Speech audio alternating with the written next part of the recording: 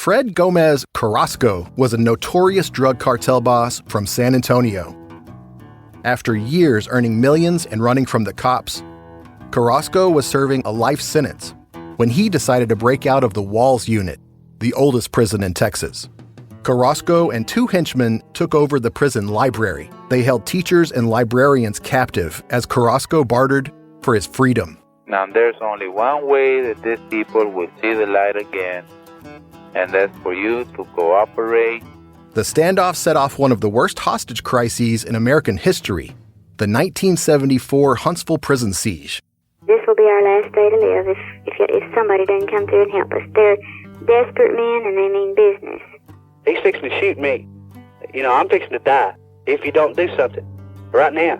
And the rest of us in there are going to die too. These people don't have anything to lose and they're serious. And it's all on tape. Fred, the governor's on for you. The governor wants to talk to you. He can shove it. From Imperative Entertainment, this is Standoff. Dead or alive, I'm going out. Listen wherever you get your podcasts. This podcast is intended for mature audiences. Listener discretion is advised.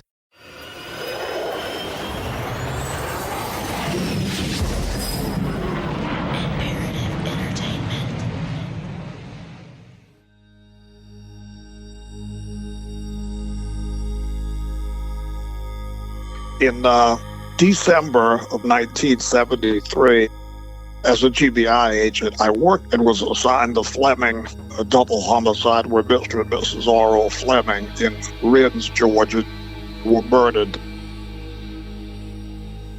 It appeared initially that it was what can be described as a home invasion, a robbery, a murder in which the victims were bound and tortured, strangled with coat hangers. It appeared that this torture that occurred with coat hangers used as a garrote where they were twisted and then released, twisted and released. The interesting thing about that case was they were bound, the phone line was disabled, there were multiple offenders. It appeared robbery was the motive and that they were targeted and killed as a result of this crime by what we would deem experienced offenders. These were not teenagers. Former GBI agent Bob Ingram is well versed in all things Dixie Mafia. As a 25-year-old rookie, he was the lead agent assigned to the Fleming murder case in 1973 and would eventually play an important role in the closing of the Durham case nearly 50 years later. He knows a lot about Billy Sunday Burt and his boys. These were people that were well experienced in crime and left no witnesses and minimal evidence. As a result, 4 people, Billy Wayne Davis, Bobby G. Gaddis, Billy Sunday Burt, Charles David Reed, were all indicted. And Davis chose to testify against the 3 who were convicted and sentenced to death. He was granted immunity for his testimony in the Fleming murder case. From Imperative Entertainment, this is Season 2 of In the Red Clay.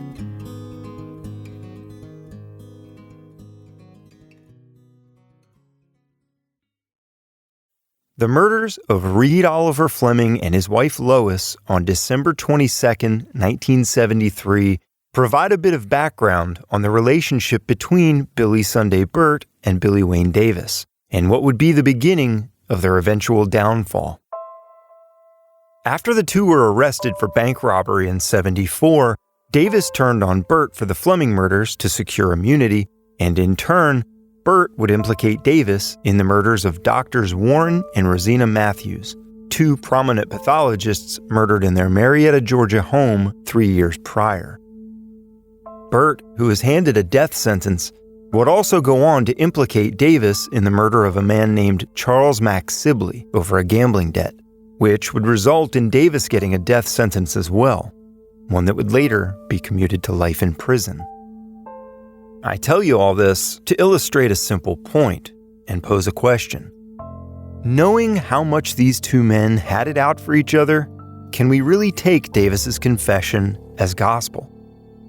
Is it possible that he's coming clean on the Durham murders purely in the hopes that he may spend what little time he has left outside of prison walls, to simply live out the rest of his days in a more comfortable prison? Or is this just one last-ditch effort to demonize his enemy, Billy Burt, to have the last laugh?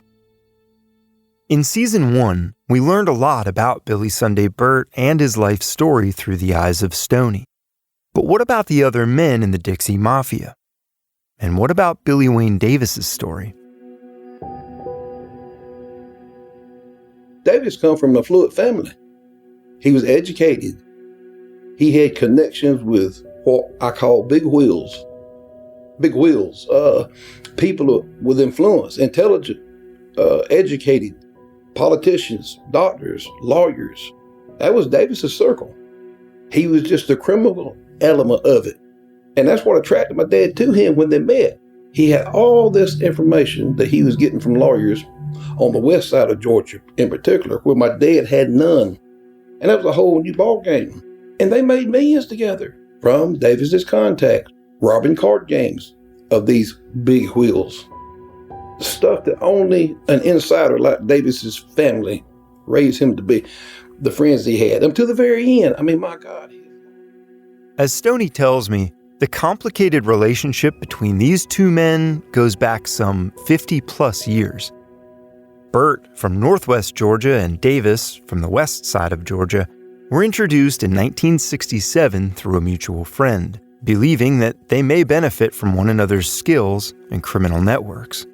Both men also seemed to not have a conscience when it came to getting the job done, whatever the job might have been.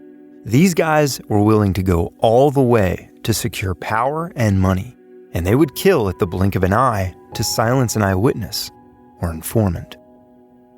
Now, here these two tornadoes meet in 67, and boy, business is booming.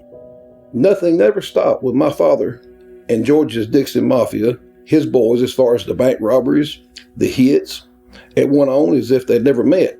But what happened was, added to that, now he had a whole new arena that sometimes he'd take a couple of his boys and take with him. Sometimes it was just him and Davis. Stoney says that his father never considered Davis a member of his group, and the other guys in the Dixie Mafia didn't even like Davis. They constantly tried to tell Burt that Davis wasn't to be trusted. But for Burt, Davis brought a whole new avenue for income his way. Davis used his connections and influence in higher levels of society that Burt couldn't reach. Politicians, lawyers, and the like, Davis had his finger on the pulse of those with money and power. Davis also fit in with that crowd seamlessly, as he was well-dressed, well-educated, and more refined than Burt, who, with his speech impediment and gruff exterior, stood out like a sore thumb. His look, his credentials, he dressed up well as a lawman. Davis did. That being said, he's an opportunist, and everybody's human. Which is to say, don't let that intelligent, refined persona of Davis's fool you. Davis was, by all means, a gangster. And to his credit, the man has not flipped on all the many, many people he could have in prison if that's what he was about. And my dad always knew this. That's why he defended him to his boys who didn't like Davis. He is the definition of a hardcore gangster. I believe that. He is not a punk who just rats. To his credit, he has stayed tight-mouthed on everything in his life. Every other crime or any other big-name people. And boy, don't you know he has some big names that he can flip. Probably politicians that will raise your eyebrows. But the man has stayed ironclad, rock solid. Davis was complicit in this particular case because he had a little gold nugget at the end of a little rainbow. Stoney is talking about Davis cooperating in the Durham case, and that gold nugget at the end of the rainbow he describes is Davis being moved to a nicer prison. And Stoney is right in saying that Davis has kept much of the information he surely has to himself all these years. And though he did make that deal with ATF Special Agent Jim West and Sheriff Earl D. Lee in the Fleming murder case, it was actually a smart move on his part. He received immunity, took Billy Burt down, and simultaneously cleared himself of 18 different murders of his own. The fact that the deal was ever even agreed to by law enforcement shows you how badly they wanted Burt off the streets for the rest of his life. And the only reason Davis ended up in prison himself for life is because Burt returned the favor, implicating him in 5 different murders. Which poses another question. When Burt did finally flip on Davis, why weren't the Durham murders mentioned? If his intent was to have Davis locked away for life, would he not think of mentioning a recent triple homicide committed across state lines? Burt knew that Davis made a deal with law enforcement. So if he really wanted to be sure that no further deals could be made between Davis and Jim West, would he not bring a whole new state's law force into the picture? Law enforcement that Davis had no ties to. For Stoney, it all goes back to his belief that Billy Burt was never in Boone, North Carolina that night. No mystery there. Think about it. Any of those cases, if my father had told one of his children something, was going to come from me. I'm the only one that lived and breathed him. Shane didn't go see him for a 12-year period. When he died, Shane had been to see him 3 times in 20 years.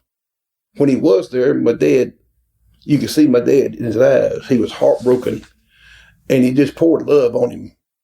You know, in my dad's mind, this is my fault. If I'd stayed out, this kid wouldn't be here all messed up.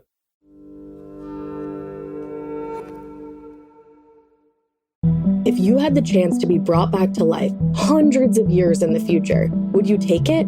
Lawrence Pilgrim, a lifelong scientist, planned for death his entire life. Because for him, death wasn't the end. It was just the beginning. Lawrence's dream to be frozen and brought back to life in the future pulls us into a cryonic soap opera filled with dead pets, grenades, family feuds, Hall of Fame baseball legends, and frozen heads. Lots of frozen heads. I'm Ash. And I'm Elena. We host a show called Morbid. Normally we focus on what happens in the lead up to death. But this time it's about what happens next. Follow Frozen Head on Amazon Music or wherever you get your podcasts. You can binge all episodes early and ad-free by subscribing to Wondery Plus in Apple Podcasts or the Wondery app. Fred Gomez Carrasco was a notorious drug cartel boss from San Antonio. After years earning millions and running from the cops, Carrasco was serving a life sentence when he decided to break out of the Walls Unit, the oldest prison in Texas. Carrasco and 2 henchmen took over the prison library. They held teachers and librarians captive as Carrasco bartered for his freedom. Now there's only one way that these people will see the light again, and that's for you to cooperate. The standoff set off one of the worst hostage crises in American history, the 1974 Huntsville prison siege. This will be our last day to live if somebody doesn't come through and help us. They're desperate men and they mean business. He's fixing to shoot me. You know, I'm fixing to die if you don't do something right now. And the rest of us in here are going to die too. These people don't have anything to lose and they're serious. And it's all on tape. Fred, the governor's on for you. The governor wants to talk to you. He can shove it. From Imperative Entertainment, this is Standoff. Dead or alive, I'm going out. Listen wherever you get your podcasts.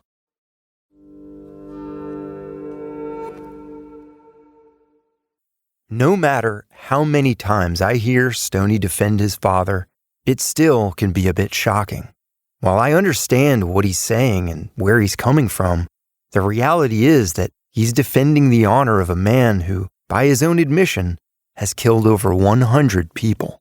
Now you can blame my father from now to doomsday about murders and bad things he's done, but you get repetitive. But you can't belittle him for being a provider, a good father as best he knew how, because I'm living proof of it. If you got normal intelligence, and I believe I do, You do not stay loyal and love a father like I do him unless he has earned it and he deserves it. I don't idolize him. I don't want to be him. When I did want to be him when I was young, what I wanted to be was that flashy, good-looking guy with the fast cars which women dripped off of and men wanted to be like. That's far cry from wanting to be a murdering son of a bitch. It never entered my mind.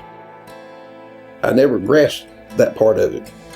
That ain't something I want to be any more than it had entered my mind about some of his victims until that day you walked in and let me hear Floyd Hord's son. And that forced me to take a cold look at that side of it. I really opened my eyes to some insight on how the world must view him and people who don't love him.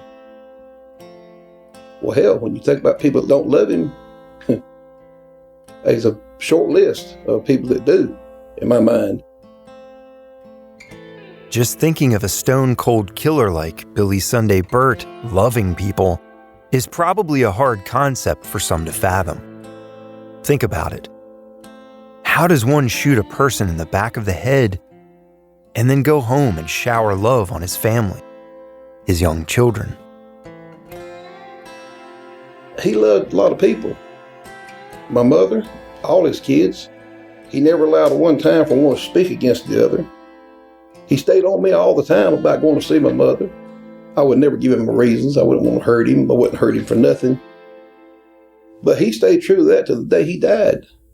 You do not turn your back on your mother or your kids or your brother. You got to give him that credit. While they seek to destroy his, I can't say reputation, he ain't got no reputation. They seek to destroy the truth of how good he provided for us and how good he was given his limits of being leave it to be there.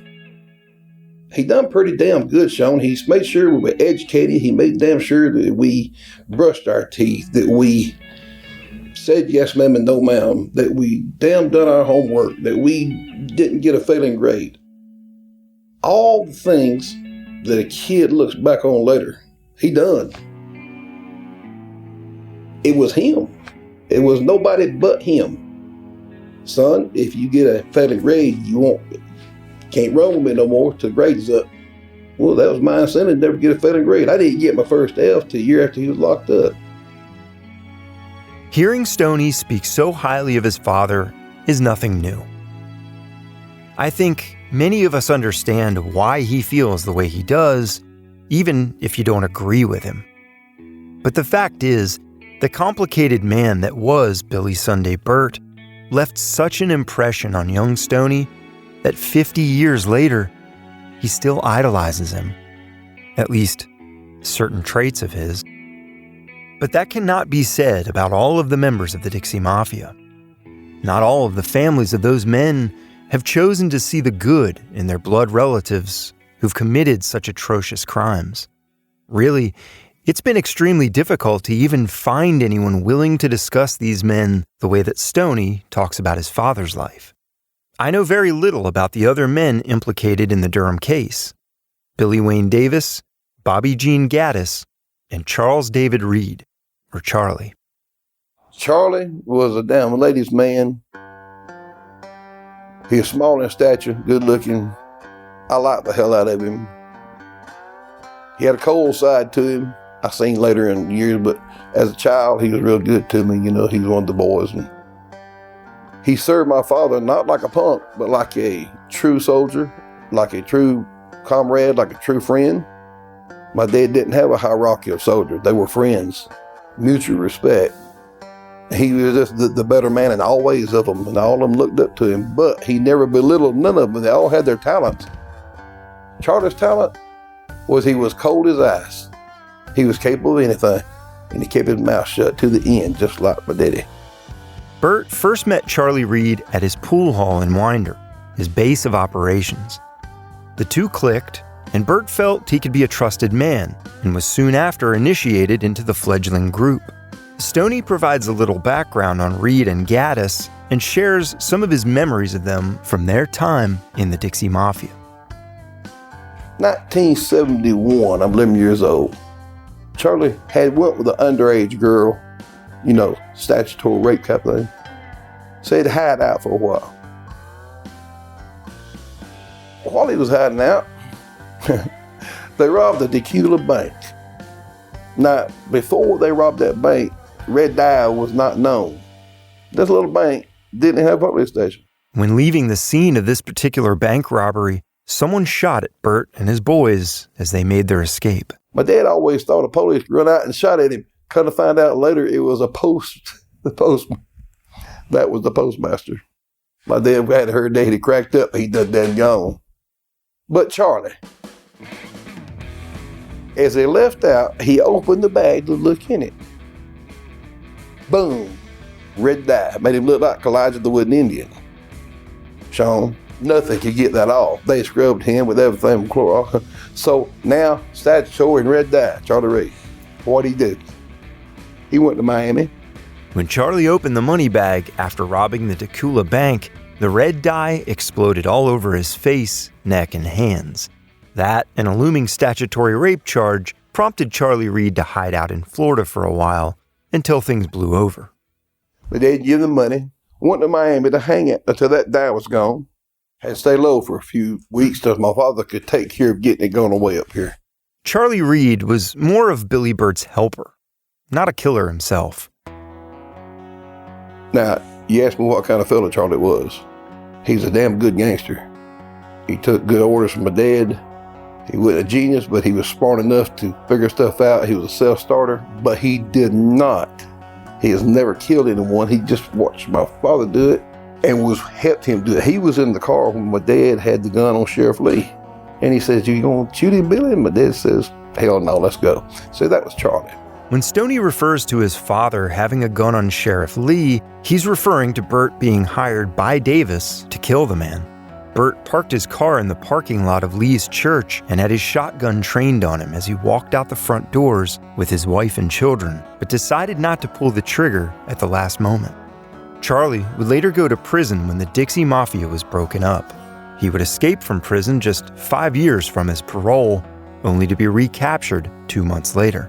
When he finally did get out, 16 years after he was first arrested, Charlie found that the world had changed without him.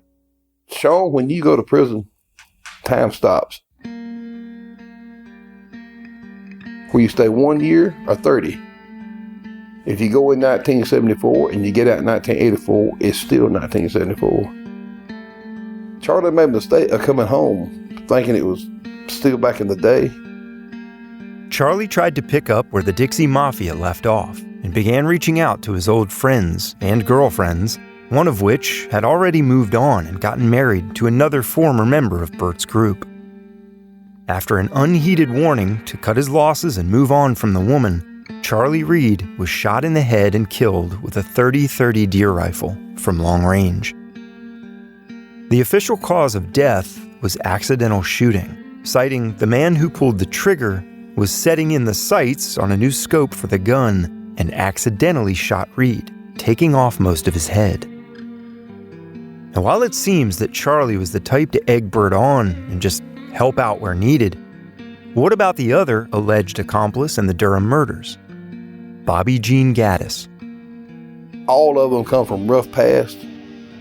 All of them was raised with a code, and the ones that didn't have no code was obedient, like Don and Big Dummy Gaddis. In other words, while they was under my dad's control, they had to act like human beings. Left to their own devices, they were pieces of shit, a couple of them, but nobody more than Bobby Gaddis.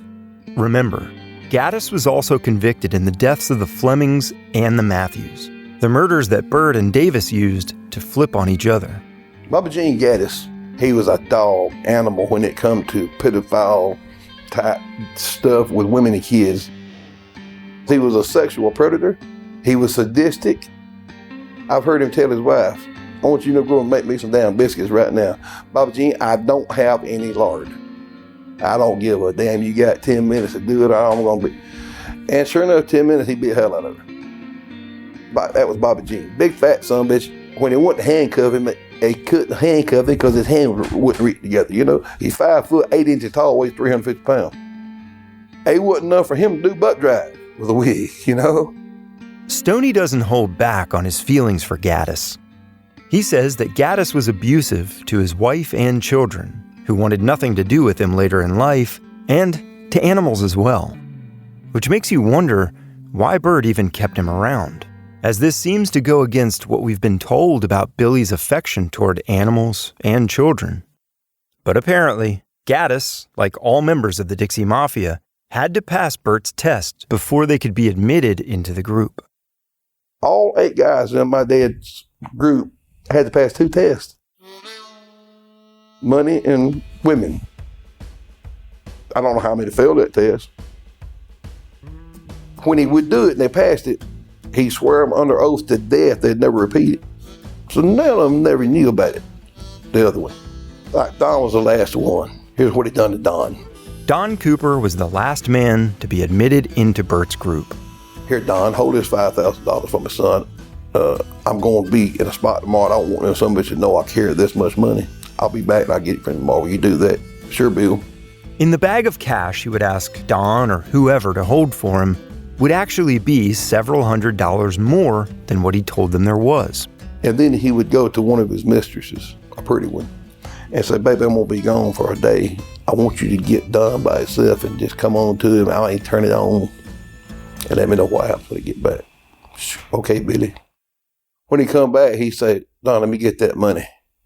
If it was $5,000, he failed that damn test. He realized that he miscounted and he took it for 100. Failure. When he went to the woman, what happened, baby? When I believe he had a damn good time, but now you told me, remember, well, he failed that damn test too. Now, they done it out of fear, not more. They didn't, none of one of them have that kind of integrity. He didn't know he was that feared, but that's the effect he had on people. But Gaddis, whether out of fear or something more, passed Burt's test. He passed the test when the time come. I don't know how he done it, but he did.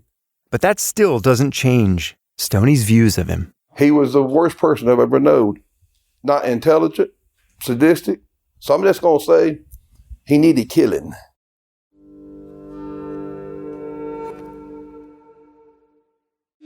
Hi, I'm Jake Adelstein, author of Tokyo Vice. I've been covering Japan's criminal underworld for 30 years, and I've seen more people disappear than I'd care to, including my old accountant, who, as it turns out, was getting up to a lot more than taxes. My co-host, Shoko Plambeck, and I are tracking him down, and along the way, we're exploring what's really happening with Japan's missing people. We call them Johatsusha, or The Evaporated. From Campside Media and Sony Music Entertainment, The Evaporated, Season 1, Gone with the Gods, is available now. Subscribe on Apple Podcasts to binge all episodes, or listen weekly wherever you get your podcast. Influencer. It's a word that gets tossed around a lot these days. There is a woman who went the distance, who broke ground as the first true influencer by living a remarkable life. Her name, Elizabeth Taylor. I'm Katy Perry. This is the story of the original influencer. This is Elizabeth the First. Elizabeth the First, the podcast, wherever you listen.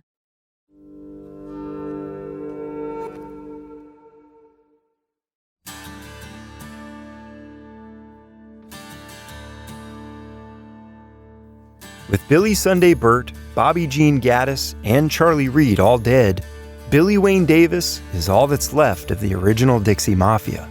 Even though Burt and the others did not consider him an actual member of the group, to most, it's one and the same. The Davis was way more caliber. He was the same caliber as my dad. As far as smartness, cold-bloodedness, he was more connected. That's what attracted my father to him. He was so connected. So what Davis had, my father didn't, was money from the get-go and influential family. And what they seen in each other, he recognized in my father somebody that could do things he couldn't. But Davis wasn't part of the group. Because Davis was an outsider and didn't associate with the other guys regularly, Stoney had limited interactions with him. So while he can provide some information on Davis, I needed more. For the first time since starting my work on In the Red Clay, I had the opportunity to speak with a blood relative of Billy Wayne Davis. Unfortunately, this person would not agree to a taped interview, as Davis's family has struggled for many years to come to grips with his actions. I was provided with some background and insight into the man, but unlike Stoney and his father, there was no one trying to see the positive side of Davis, if there is such a thing.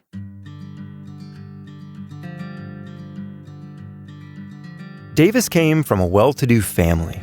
They weren't rich per se, but they were more than comfortable. They owned large parcels of land in Cobb County on the west side of Georgia, and the family was socially connected and had some pull in the community. There's even a school in Cobb County, Milton Davis Elementary, named after his grandfather. Davis was well-educated and extremely intelligent, and I'm told that had he chosen another path in life, he could have easily become a successful lawyer, politician, doctor, or whatever else he desired. Instead, he enlisted in the Army, and then after a series of odd jobs, got into the car sales business, and with the help of his brother-in-law, opened a high-end used car lot in Austell, Georgia. For a time, he lived in a small house behind the car lot, and in 1972, just 5 years after meeting Billy Burt, built a new house in a nicer part of the county. I've seen pictures of the house, and it's actually very stylish for the 1970s. There was dark wood paneling and orange shag carpet. A large white velour sectional sofa sat in the living room across from the large stone fireplace. Out back was the swimming pool, and in the basement, a poker table where card games and gambling were frequent. But while the family photos that were shared with me seemed to show Davis as being well-liked, that's not really the case. His brother-in-law was terrified of him and believed until the day he died that Davis had bodies buried on his property, at home and the car lot. Most of Davis's family all but completely disassociated with him after his arrest in 1974. They had no idea the things he was truly mixed up in. They just thought he was a slimy used car salesman with shady friends who gambled into the night. After his arrest, he did acquire money for legal defense from his mother, using profits from the sale of much of the family's remaining property. Davis's mother, I'm told, believed he was innocent of all charges against him until the day she died, while the rest of the family has remained embarrassed and disgusted by his actions. His wife Mary eventually took her own life with a cocktail of alcohol and pills, and his 2 children have no contact with him, even today. The sad reality is that Billy Wayne Davis's life choices negatively affected the lives of so many others. To hear that his family still struggles to cope with his actions and understand where it all went wrong with a man that started out with a relatively privileged life is disheartening. It's not as gratifying as one might think to hear them say things like pathological liar, manipulator, monster. It almost makes the unbreakable bond between Stoney and his father that much more unique and special, because Davis has no one.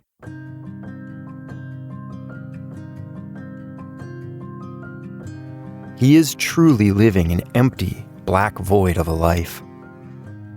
He will likely sit alone in that prison cell until he takes his very last breath. And even then, who will be there to cry for him? With everything I've learned about the Durham case, there are still so many unanswered questions. Questions we may never truly have the answers to. Were Davis and Burt in North Carolina that night? Did the Durham son-in-law, Troy Hall, hire them? Was their daughter Ginny involved somehow? Or simply an innocent victim caught in the stranglehold of a deviant husband? And did Davis make a deal with law enforcement? Coming up, on the season finale of In the Red Clay. Every single part of it is not only unacceptable and unbelievable, but it's preposterous. It's bullshit, to use a technical term. There's no way in God's green earth that Billy Burritt and that group would know about a Durham family in Boone, North Carolina. No way. Who would believe that? You can close a case, and that doesn't mean that you solved it all. I can see why the sheriff said the case is closed. That doesn't mean it's solved totally, because until you had a definitive answer, you didn't solve anything.